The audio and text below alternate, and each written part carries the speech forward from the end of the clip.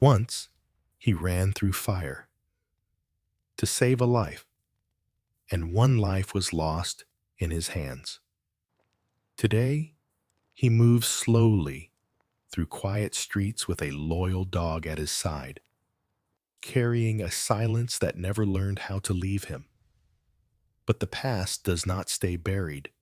It waits patiently for the right moment to return. And on one ordinary afternoon, a dusty storage unit is about to open the door to everything he tried to leave behind. A pale Midwestern sun climbed through a thin veil of autumn clouds, washing the small town in cool gold as storefront windows rattled softly in the morning breeze. Daniel Harper stepped out onto the quiet sidewalk with the steady, unhurried posture of a man who had learned long ago to keep his balance, even when the ground inside him still shifted. At 59, he stood a little over average height, his frame lean but broad in the shoulders from years of physical training that never quite left the body.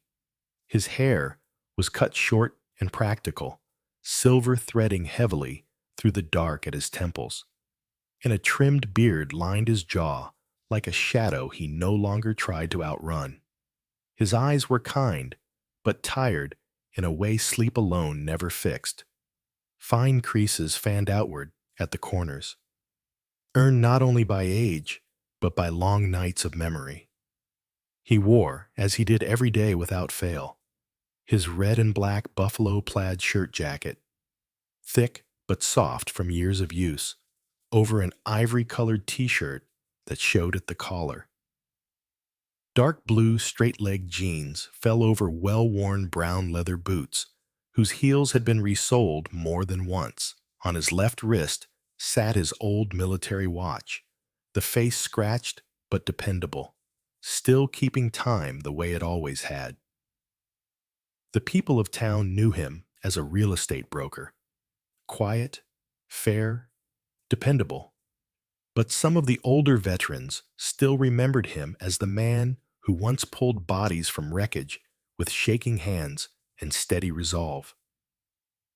Ranger paced at his left side, a 6-year-old German shepherd with a powerful chest, sable-colored coat, and intelligent amber eyes that missed very little. A faint scar cut through the fur near one ear, and another traced a pale line along a hind leg, marks of a past that matched his owner's more closely than either of them ever spoke aloud. The dog wore a simple brown leather collar and moved with calm vigilance, staying close enough that Daniel could feel the warmth of him through the denim of his jeans. Their morning walk down Main Street had become ritual, as necessary to Daniel as breathing, a way to tether himself to the present before the day could drift him backward into what-ifs and if-onlys. They passed the bakery where Mrs. Eldridge was just unlocking the door, her gray curls pinned tight and her smile already generous. Daniel lifted 2 fingers in greeting, and Ranger gave a polite wag of his tail without breaking stride. They passed the barber shop with its striped pole turning slowly like an unhurried heartbeat. The town was waking gently, and Daniel let himself feel, for a few quiet moments, as though he belonged to something simple again.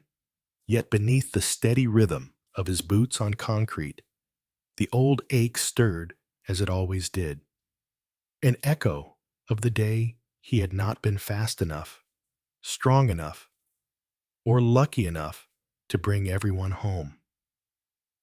He did not speak of it, not to clients weighing mortgage rates, not to neighbors discussing property taxes, not even to Ranger, though the dog seemed to understand the weight in his silence anyway. Ranger's head would tilt sometimes when Daniel grew still for too long, as if asking without words whether the present required defending from the past. Daniel would answer with a brief rub behind the ears, and keep walking. By late morning, the sun had warmed the pavement, and Daniel returned home to check emails and contracts, working with the quiet efficiency of a man who preferred things that could be measured, documented, and sold. A clean exchange that required no promises of heroism. Yet by afternoon, when the air cooled again and long shadows stretched across the street, restlessness tugged at him. He clipped Ranger's leash once more and headed toward the town's modest post office, the building that served as unofficial message board, rumor mill, and crossroads all at once. Inside, fluorescent lights hummed overhead, while the scent of paper and old wood lingered faintly. Daniel greeted the clerk with a nod, checked his box for mail, and turned toward the exit when something on the public notice board caught his eye. Just a scrap of white paper pinned crookedly among church bake sales and yard sale flyers. He stepped closer, squinting slightly as Ranger leaned forward too. Ears pricked as though the paper itself might pose a threat. The ink was fading, the edges frayed by curious fingers and time. Storage unit cleanout auction. This Saturday, contents must be removed. It listed a location on the outskirts of town, a place Daniel had driven past countless times without ever really seeing. He stood there longer than he meant to, reading the simple lines again and again, while an unfamiliar flutter stirred under his ribs. It made little practical sense. He wasn't in the business of reselling abandoned trinkets, and his house was already as tidy and spare as his life tended to be. But something about the word clean out lingered with him, as if it spoke to more than just forgotten furniture and dust-clouded boxes. Ranger shifted his weight and glanced up at him, searching his face with the steady, patient trust only a dog could give. Daniel let out a slow breath, unsure whether the stir in his chest was curiosity, unease, or the faint pull of purpose he had not felt in a long time. He tore one of the printed tabs from the bottom of the flyer and folded it carefully into the pocket of his shirt jacket, feeling an odd certainty settle in as he did. As they stepped back outside into the cool, late afternoon air, the town resumed its gentle rhythm around them, unaware that a small, crooked scrap of paper had just nudged a quiet man and his loyal dog toward a door that had been waiting, unseen, for many years to be opened. The gravel lot at the edge of town shimmered under a pale, indifferent midday sun, dust lifting in faint spirals each time a pickup truck rolled to a stop. Daniel parked a short distance away, the engine ticking softly as it cooled, while Ranger shifted in the passenger seat, sensing the unfamiliar energy in the air. The place was louder and rougher than the quiet streets they were used to. Engines idling, voices bargaining, metal doors slamming open with hollow, echoing clangs. Daniel stepped out, tugging once at the cuff of his red and black plaid jacket, as if grounding himself in its familiar weight, then rested his hand briefly on Ranger's head before looping the leash around his wrist. The dog moved at his side with calm alertness, amber eyes scanning the shifting crowd. Most of the people gathered wore the uniform of second-hand hunters, men in oil-stained jeans and baseball caps with sun-bleached logos. A few women with sharp eyes and confident stances, all of them weighing potential profit in the air as keenly as the dust. Daniel blended in outwardly, just another quiet bidder, though the notice in his pocket seemed to pulse with a private insistence. He kept his eyes lowered as the auctioneer's gravelly voice carried across the lot. announcing unit numbers and opening bids with mechanical rhythm. When the door rolled up on the unit he had been watching, one pushed to the far corner, half hidden behind a stack of rusted fencing. Daniel caught his breath without meaning to. At first glance, it was exactly what no one wanted. Broken chairs with splintered legs, warped shelves, cardboard boxes swollen and softened by old moisture. But tucked in the shadows at the back, half buried beneath collapsing cartons, sat a long rectangular steel trunk streaked with rust. Even from several yards away, Daniel recognized the faint outline of a faded insignia on its side.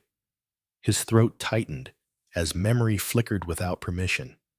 Cold metal, gloved hands, the weight of things meant never to be forgotten. Ranger, sensing the change in his breathing, leaned subtly closer to his leg. Daniel lifted his hand and brushed the dog's head once, steadying both of them. The bidding for the unit started low, barely a ripple of interest passing through the crowd. A few half-hearted calls rose and fell. When the gavel hovered in hesitation after another indifferently announced price, Daniel raised his hand. His voice, when he spoke the number, surprised him with its steadiness. The auctioneer pointed, confirmed, and brought the hammer down. Just like that, the forgotten space belonged to him. While paperwork was exchanged at a folding table near the office, Daniel became aware of movement at the neighboring unit, a different kind of tension, quieter but heavier. A woman stood there, rigid as a post, her arms wrapped protectively around herself, as two workers pulled boxes from the storage space and stacked them onto a pallet without ceremony. She appeared to be in her early 50s, maybe a little older, with a narrow frame that had known long fatigue. Her dark hair, threaded with gray, was pulled back into a low, uneven ponytail, strands escaping to cling to her lined forehead in the heat. Her face bore the careful hardness of someone who had learned to endure disappointment without collapsing. Yet her eyes were bright with unshed tears she refused to let fall. Beside her stood a boy of about 11 or 12, all elbows and knees, his two large sweatshirts swallowing his thin shoulders. His hair fell in dark, uneven curls across a solemn young face, and he clutched a worn backpack to his chest with both arms as if it were the last thing in the world he could still claim. Daniel overheard fragments of tense exchange. Words like overdue, no extensions, policy, carried on the wind like blunt instruments. The woman's voice, low and tight, asked a question that had no hopeful answer waiting for it. Daniel felt the old helplessness rise in him with unwelcome familiarity. It was the same sensation he used to feel standing behind a barrier, watching families receive news he already knew, knowing that no matter how gently it was delivered, it would still fracture them. He looked at the boy instead of the woman then, and the boy looked back at him. There was no accusation in the child's eyes, only confusion sharpened into something far too old for his years. Ranger shifted forward slightly, ears tilting, the low protective instinct in his posture unmistakable. Daniel shortened the leash, murmuring a quiet word that wasn't quite meant for the dog alone. The woman glanced over at the movement, meeting his gaze for a brief, uncomfortable second. Lines of stubborn pride crossed her features before she turned away again as another box was set down with careless weight. Daniel did not know her name then, Linda, but the image of her standing there with that boy rooted itself in his chest as stubbornly as the rusted trunk had caught his eye moments earlier. Once the crowd thinned and the paperwork was processed, Daniel was allowed to step fully into his newly purchased unit. The hollow echo of his boots on the concrete floor rang louder inside the enclosed space. Up close, the debris was worse than it had looked from the outside. Splintered furniture that had once been a kitchen set, cartons collapsing under their own damp softness, the paper within long past saving. The air smelled faintly of mildew and old dust, the quiet of abandonment heavy and complete now that the auction noise had moved on. Ranger stood just inside the threshold, alert but composed, tail low and steady. Daniel made his way carefully toward the back, brushing aside a dangling strip of cardboard with his forearm. The steel trunk loomed there with mute persistence, squat and solid where everything else had given way. It was heavier than he expected when he crouched to test it, his shoulders tightening as he dragged it forward into a clearer patch of light. The insignia on its side was nearly worn away, but enough remained to stir a sharp, unwelcome certainty in him. For a moment, he only rested his palm on the cold metal, grounding himself against the sudden tremor in his hands. This was foolish, he told himself. Thousands of similar trunks had changed hands countless times since the wars of his youth. Metal lasted longer than memory. Yet when he forced the latch and lifted the lid, the world narrowed to what lay inside. Carefully bound files filled the interior, paper yellowed but mostly preserved, their labels typed in the strict, uniform order of official record. Beneath them lay a small, battered tape recorder wrapped in oilcloth, its surface scuffed by use. Daniel's breath caught sharply in his chest as a familiar phrase leapt unbidden from one of the folder titles: Training Accident Review. The words seemed to pulse in the dim light, as heavy and unmistakable as dog tags once felt between his fingers. He did not open the file yet. He did not touch the recorder. He simply stared at them, his mind racing ahead and backward at once, stitching together possibilities he was not yet ready to see clearly. Somewhere behind him, Ranger let out a low, questioning sound in his throat, not a growl, but not quite a whine either, a sound of alert concern. Daniel closed the trunk again with care that bordered on reverence, the metal whispering softly as it settled. Around him, the ruined furniture and sodden boxes seemed suddenly irrelevant, like props left behind after the true actor had stepped on stage. His gaze drifted once more to the neighboring unit.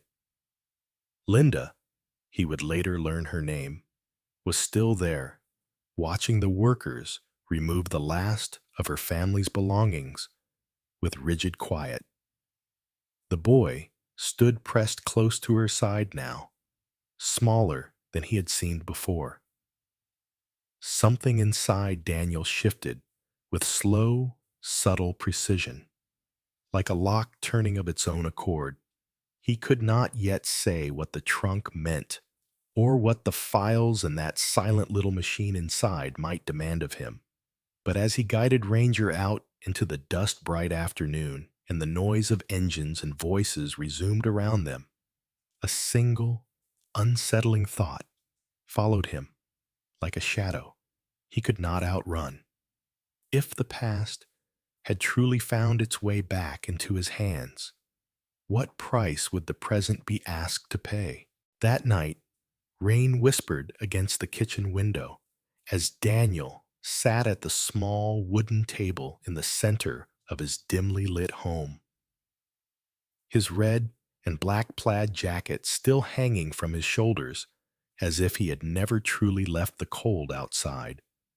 The house was silent, except for the ticking of the old wall clock and the slow, steady breathing of Ranger curled beneath his chair, the dog's broad head resting against Daniel's left calf, as though anchoring him to the present. Spread across the table were documents that smelled faintly of rust and dust, yellowed safety reports stamped approved, clipped beside earlier drafts, crowded with handwritten warnings and bold circles around words like unstable, overload, and critical failure. Daniel's fingers trembled slightly as he traced the familiar insignia on the margins, the emblem of the same military contractor he had once trusted with his life. Now, decades later, the wealthiest industrial figure in their quiet town.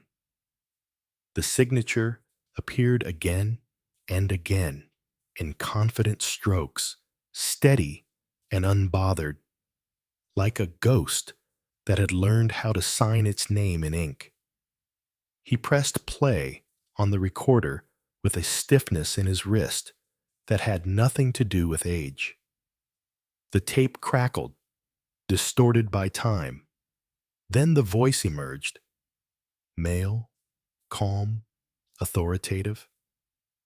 A superior officer discussing acceptable losses of streamlining procedures because budgets won't bend for sentiment. Each word landed like a blow to Daniel's chest, squeezing the air from his lungs as the realization took full shape inside him. The training failure that killed two of his brothers in arms had never been an accident at all. It had been a decision, a negotiation written in numbers, paid for in bone and blood. Ranger stirred at his feet, ears lifting, sensing the shift in his master, long before Daniel became aware of the tears slipping silently down his cheek. He covered his mouth with one hand, not to stifle a sob, but to keep from speaking aloud to men who had been gone for years, yet still occupied every empty space inside him. Sleep did not come that night, not really. Morning arrived gray and unforgiving, and by the time the sun climbed over the low rooftops of the town, Daniel had already made copies. He folded one set of documents carefully into a manila envelope, hesitated at the door, then clipped Ranger's leash to his collar. Linda's place was a narrow rental on the east end of town, its porch sagging slightly under years of weather and unpaid repairs. When she answered the door, Daniel saw clearly for the first time how exhaustion had reshaped her. She looked to be in her early 50s, thin in the way illness carves people down rather than time. Her dark hair streaked with premature gray and pulled into a loose knot that spoke of practicality rather than vanity. There was a guarded strength in her posture, shoulders squared out of habit, yet her eyes carried the hollow patience of someone long tired of waiting for mercy. Ranger sat automatically at Daniel's side, calm and attentive, his steady presence easing Jonah, who lingered behind his aunt with uncertain curiosity. Inside, the air smelled faintly of antiseptic and instant coffee. Daniel did not waste words. He laid the envelope on the small coffee table and told Linda what the files were, what they meant, his voice quiet but unbroken. At first, she only listened, arms folded tight across her chest, as if bracing for bad news she could not afford to absorb. When Daniel finally spoke her husband's name, the change was immediate. Her breath hitched once, sharply, and her knees gave just enough that she had to catch herself against the arm of the couch. She sank down slowly, eyes never leaving the papers as if they might reach out and burn her. "They told me it was a mechanical failure," she whispered, almost to herself. "They sent a folded flag. They said he died in service." Jonah hovered closer now, small fingers clenching the hem of her sleeve, while Ranger leaned forward slightly, alert but gentle, his dark eyes fixed on the woman who now held the same kind of grief he had learned to recognize in his master. Daniel told her about the tape, about the signatures, about the cost-saving measures disguised as procedure. When Linda finally lifted her head, her face was wet, but not broken, her gaze sharp with something newly lit behind the sorrow. "So all this time," she said quietly, "they knew, and we paid for their profits with our lives." Her voice did not shake. That frightened Daniel more than any anger could have. Ranger rose and rested his broad head against her knee, and after a startled second, she reached down and touched him, her fingers sinking into the thick fur as though the warmth proved she was still standing in the living world. When Daniel stood to leave, the weight in his chest had not lifted, but it had shifted. Linda followed him to the door and stopped him there. "Whatever you do next," she said, meeting his eyes with steady resolve, "don't do it alone." Ranger gave a low, quiet huff, as if offering his agreement. Daniel nodded once, very slowly, the question no longer whether the truth should be carried forward, but whether he was prepared to survive the consequences of letting it live again. Daniel did not go to the abandoned training grounds on a whim. The suggestion came from a man who understood both the weight of evidence and the silence that often followed those who spoke too soon. A veteran lawyer from the neighboring town named Thomas Reed, a broad-shouldered man in his early 60s with iron-gray hair, a weathered jaw, and the steady eyes of someone who had spent his life standing between ordinary people and powerful enemies.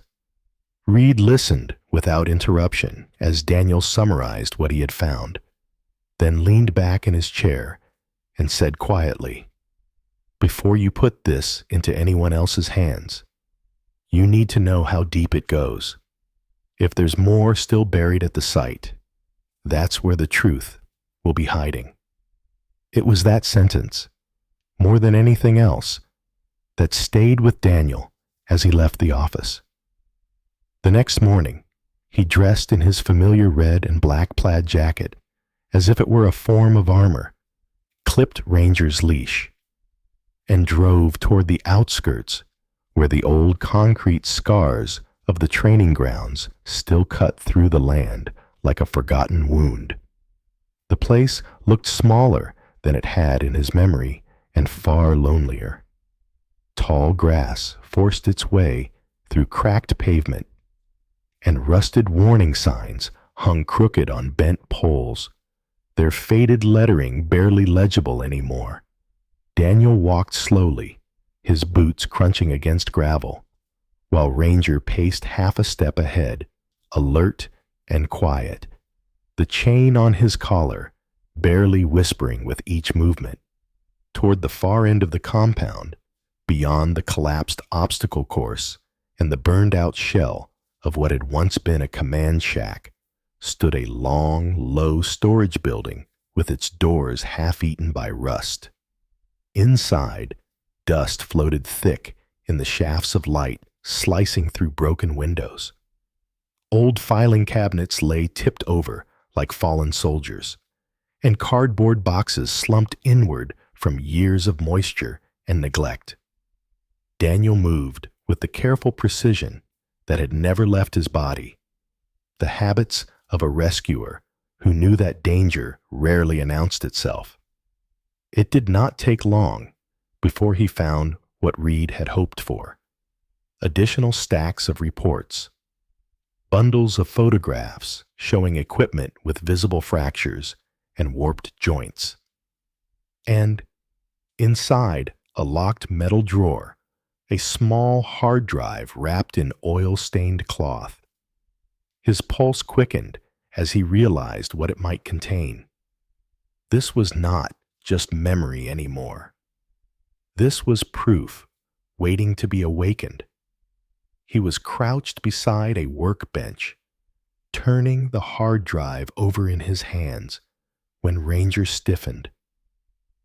At first, it was only a change in posture, a subtle tightening that Daniel would have missed if he had not lived with the dog long enough to know the language of his body.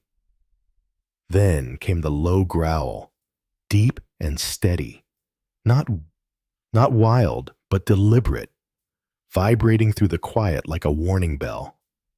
Daniel's head snapped up just as the distant rumble of an engine rolled across the field outside.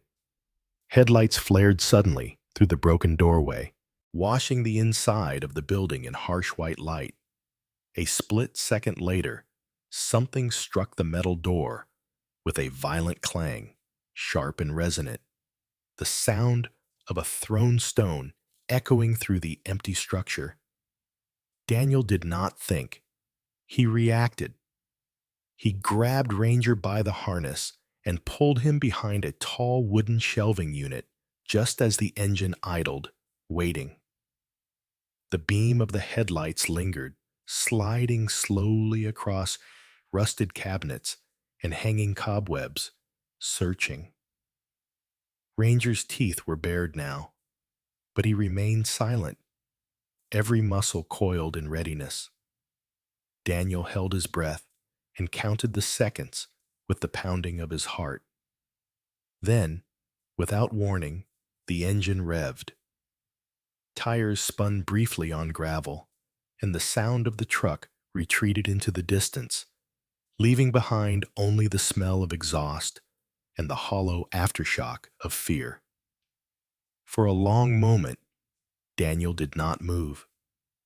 He stayed crouched beside Ranger, one hand resting on the dog's shoulder, feeling the steady heat of his body as it anchored him against the lingering tremor in his nerves.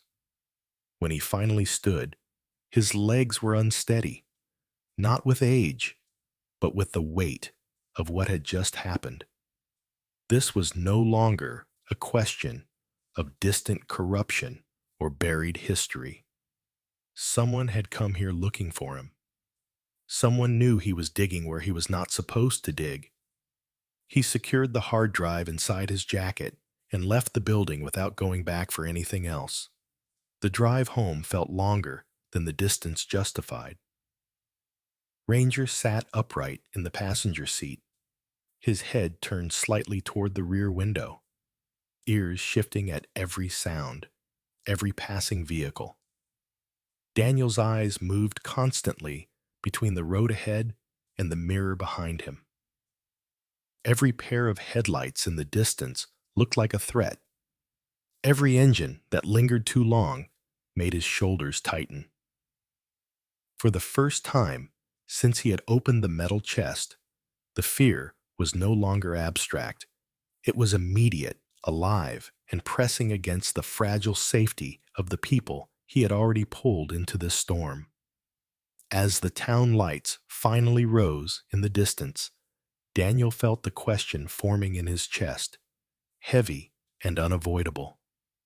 Had he already gone too far to protect Linda and Jonah from what was now clearly hunting him?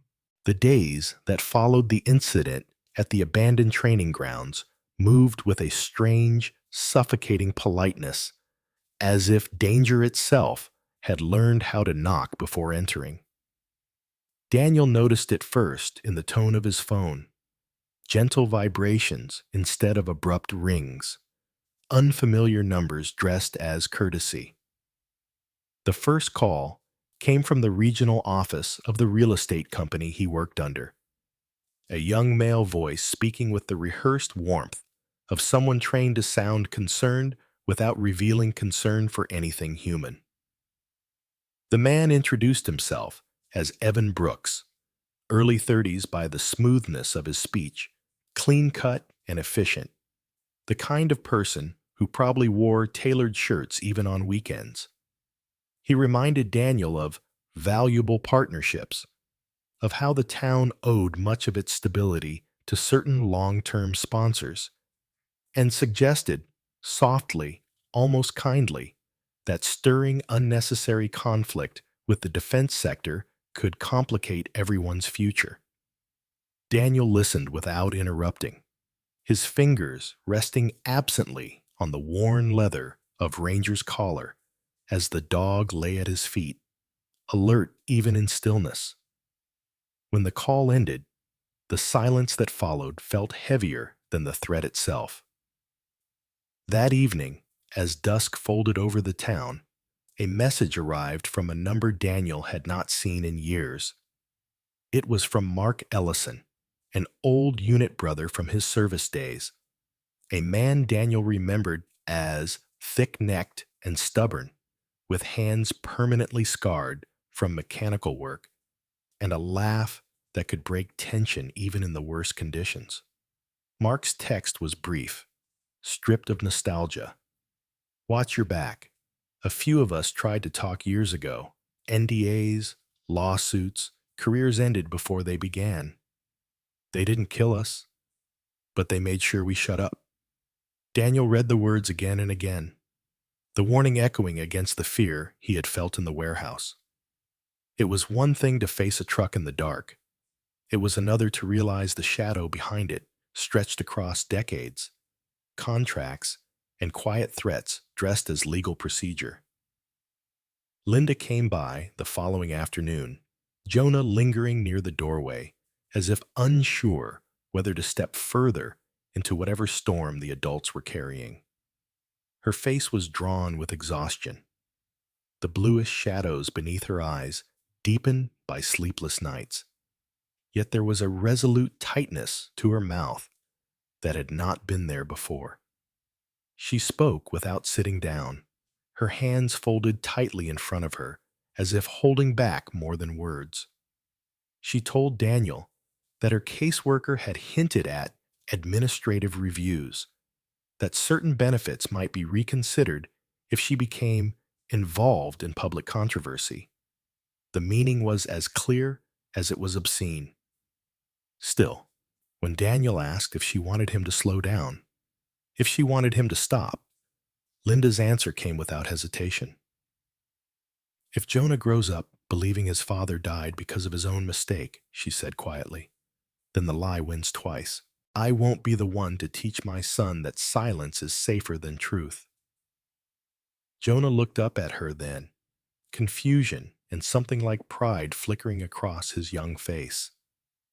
Ranger rose from his place near the door and moved closer to the boy, seating himself between Jonah and the room, as if marking a silent boundary of protection. That night, an unfamiliar sedan rolled slowly past Daniel's house, its headlights lingering just a second longer than necessary. Ranger's body shifted instantly from rest to readiness, his muscles tightening as he moved to the front window, a low warning sound deep in his chest. Daniel did not pull him back this time. Instead, he sat on the edge of the couch beside the dog and ran a steady hand between Ranger's ears until the car passed and the street returned to stillness. The fear was no longer sharp. It had become methodical, patient, like something waiting for him to decide how far he was willing to go. The next call came the following morning. This time the voice was older, smoother, shaped by years of courtrooms and negotiations. The man introduced himself as Richard Hale, legal counsel for the defense conglomerate whose name Daniel had seen repeated so often in yellowed ink. Hale spoke with calm authority, the kind that came from knowing the terrain had always belonged to him. He suggested a private meeting in the company's downtown office, glass-walled, discreet, and focused on resolution. There were no threats in his words, only promises. a solution that protects reputations, closure without spectacle, a path that prevents unnecessary damage. The implication was unmistakable. Benefit would be available for Daniel's career, for Linda's situation, perhaps even for Jonah's future. If the documents, the tape, and the hard drive quietly disappeared into a locked drawer of corporate mercy. Daniel ended the call without agreeing or refusing. He sat at the kitchen table afterward, the morning light catching in the fine lines around his eyes, the same lines that had once narrowed against smoke and fire in places that now only existed in memory. Ranger approached slowly and placed his head against Daniel's knee, not demanding comfort, but offering it. Outside, another unfamiliar vehicle idled briefly at the curb before pulling away. Daniel's reflection in the window looked older than it had the week before, not because of fear, but because of the weight of the choice settling fully onto his shoulders. By afternoon, the pressure had taken on a rhythm. Calls from work, silences from old friends who no longer wished to be connected, second-hand warnings woven into casual conversations downtown. The town itself seemed unchanged. Porches still swept, flags still lifting gently in the breeze. But Daniel now felt how thin the skin of normalcy truly was. Linda called once more before evening fell, only to say that Jonah had asked if the men in suits were the same kind of men who sent the flag when his father died. Daniel had no answer for that question. He only told her the only truth he still trusted, that some uniforms were louder than others, and some were harder to recognize. As night settled in again, and Ranger took his place by the door, Daniel stood in the quiet of his living room, phone in hand, staring at the unanswered number for Richard Hale. A meeting in a glass building. A discreet solution. Safety wrapped in velvet words. Outside, the sound of tires passed slowly once more along the street. Daniel did not know yet whether he would walk into that office or carry the evidence somewhere far louder. But for the first time, the question was no longer whether the truth mattered. The question was how much of his life it would cost to let it speak. The glass conference room sat high above the city like a sealed aquarium of power, its walls transparent, but its intentions opaque.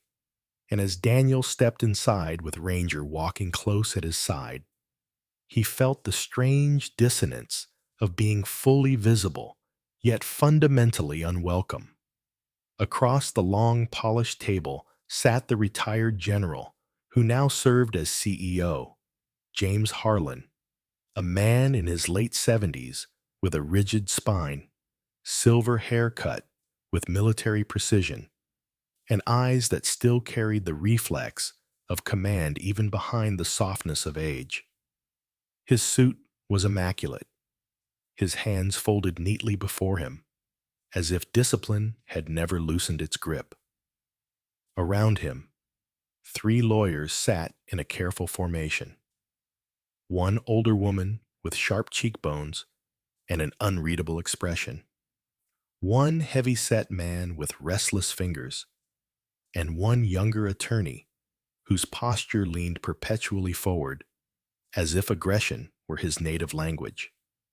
Daniel did not remove his red and black plaid jacket. The military watch remained on his left wrist. Ranger lay down beside the leg of his chair, body relaxed, but every sense alert. His dark eyes fixed steadily on the closed door, as though memorizing every possible escape. They spoke first, of course. Their words were polished, reasonable, almost compassionate. They expressed regret for past misunderstandings, sorrow for families affected, and admiration for Daniel's service and integrity. Then came the numbers. A goodwill compensation fund large enough to silence outrage without naming guilt. A lucrative contract for the real estate firm Daniel worked for, one that would lift his career into a comfort he had never sought but would immediately recognize as bait. The implication was gentle but unmistakable. Cooperation would bring peace, safety, and stability for everyone connected to him. Refusal would bring noise, scrutiny, and consequences that stretched far beyond his own life. Daniel listened without interruption, his hands resting flat on the table. Only once did he glance down at Ranger, whose chest rose and fell in a steady rhythm that reminded him what calm truly was. When Daniel finally spoke, it was not to negotiate. He slid a thin folder across the glossy surface, the motion deliberate and unhurried. Inside lay copies, equipment photographs showing structural fractures, safety drafts marked with urgent warnings, and printed transcripts of selected portions from the audio recording. Finally, he placed a typed list of names on top, each one belonging to a family who had buried someone under the word accident. The full set, Daniel said quietly, his voice steady despite the pressure building behind his ribs, is no longer just with me. He explained, without theatricality, that a complete archive had already been delivered to an investigative journalist and to a national veterans advocacy organization. If anything happens to me, he added, this doesn't disappear, it multiplies. For the first time since the meeting began, the temperature in the room shifted. The older female attorney stilled. The heavy-set man stopped tapping. The younger one leaned forward sharply. It was the younger lawyer who lost control first, his voice hardened, stripped of diplomacy. He spoke of defamation, of crushing litigation, of personal ruin. As his words sharpened into threat, Ranger lifted his head and released a low, controlled growl. Not loud, not wild, but unmistakably final. The sound cut through the room with primal clarity. For a few suspended seconds, no one spoke. Even the retired general moved slightly in his chair, as if the animal sound had pierced a layer of calculation no human argument could reach.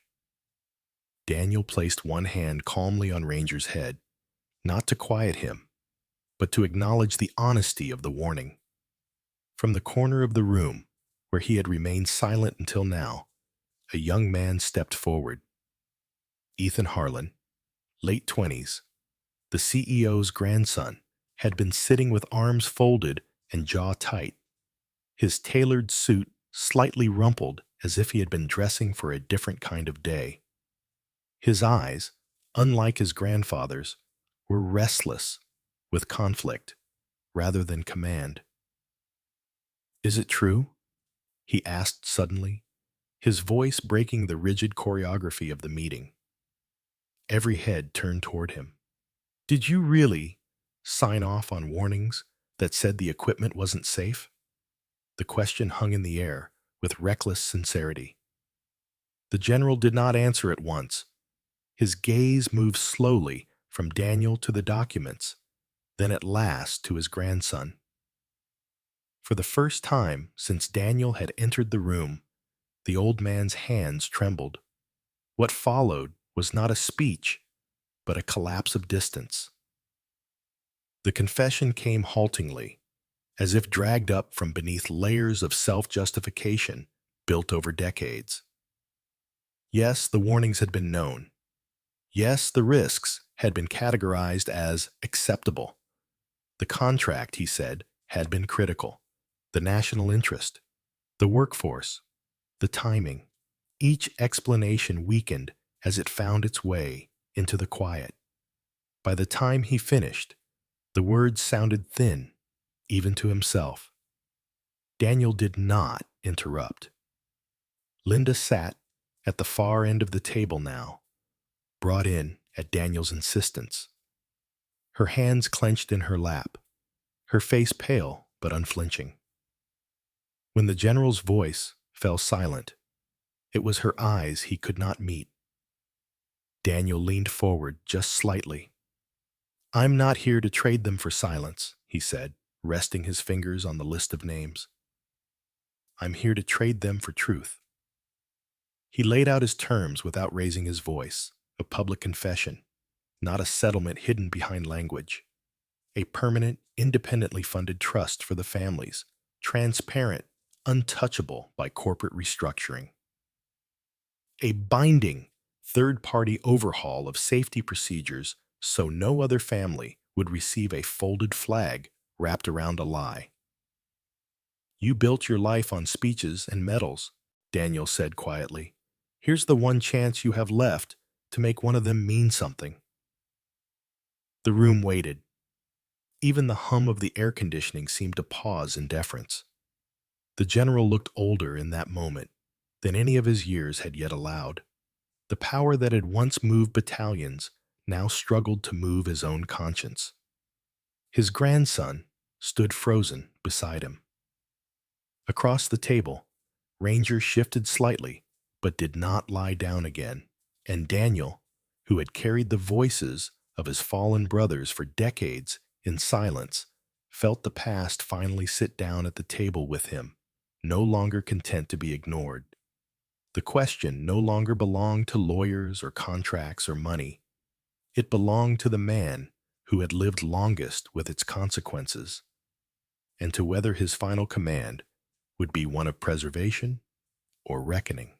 Months later, the town gathered beneath a pale autumn sky in the small public square that had once been little more than a shortcut between shops, now transformed into a modest stage with folded chairs and a row of muted flags stirring in the wind. At the center stood the retired general, older, visibly diminished, yet upright in posture as habit demanded, reading from a prepared statement into a cluster of microphones, his voice steady, though his hands trembled faintly as he accepted responsibility for the training accident from decades before. He spoke of warnings ignored, contracts chosen over caution, and the lives that had paid the true cost.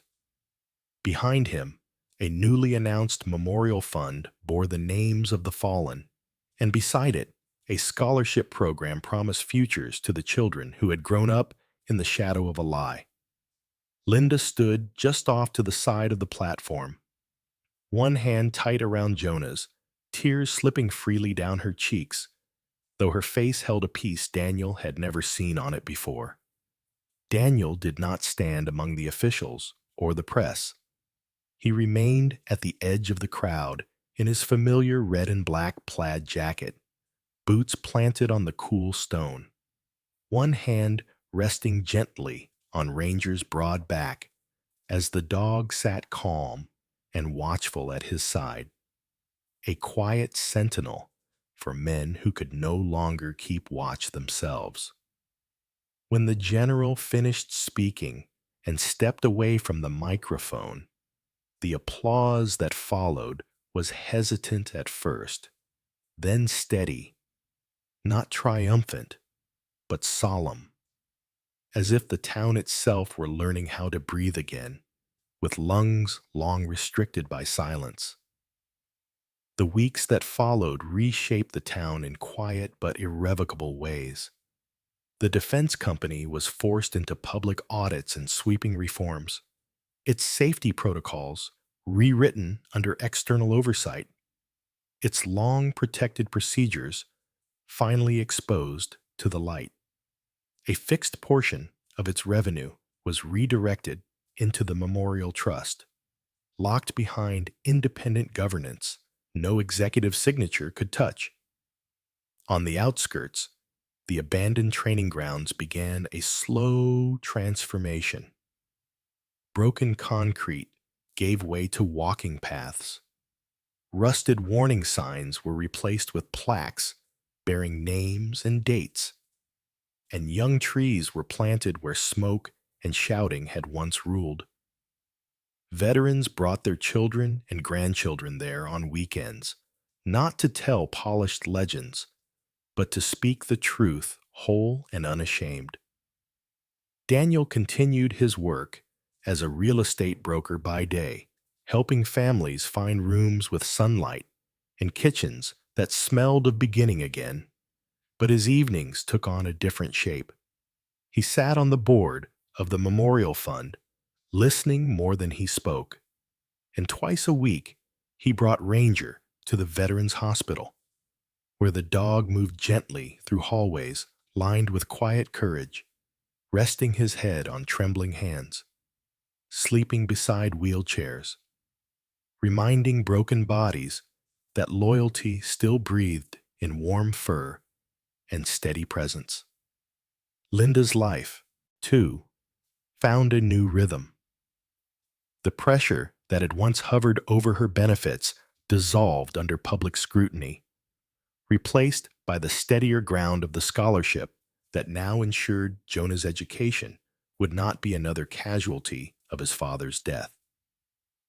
The boy grew calmer, his questions less haunted, his laughter returning in small bursts that filled spaces Daniel had once only known as empty.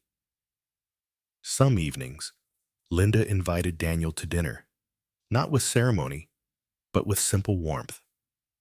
3 adults, 1 child, and 1 large shepherd dog crowded around a table never meant for so many, sharing casseroles and stories and the quiet astonishment of finding comfort where none had been expected. No promises were spoken between Daniel and Linda. No confessions dressed up as destiny, yet something gentle formed in the long pauses between words, in the way she set aside a chair for him without asking, in the way he always arrived early to help her carry the dishes. It was not the fire of beginnings, but the steady warmth of something earned. On one unremarkable evening, after a long day that ended without headlines or phone calls, or the weight of decision pressing against his ribs, Daniel returned to his small house at dusk. He stepped out of his boots by the door, their familiar scuffed leather thudding softly against the floor, and Ranger circled once on the worn rug before settling into a tight, contented curl.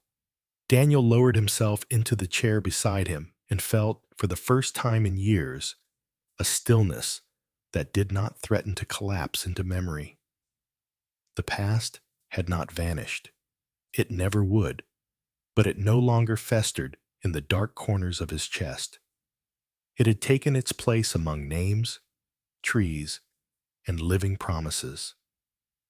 When a knock sounded at the door, he was not startled.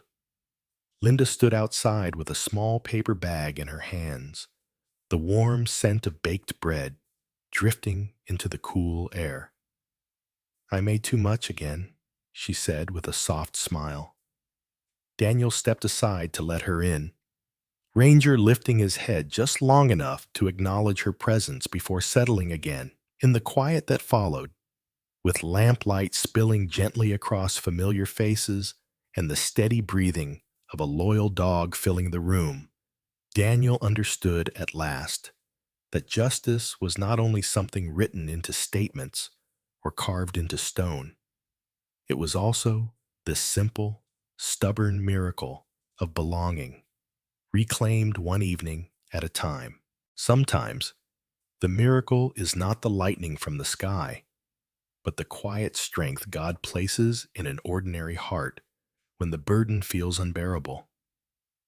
Sometimes, it is not a voice from heaven, but a loyal companion at our side, a truth finally spoken, or a door gently opened after years of darkness. This story reminds us that God works through people who choose courage over comfort, truth over fear, and love over silence.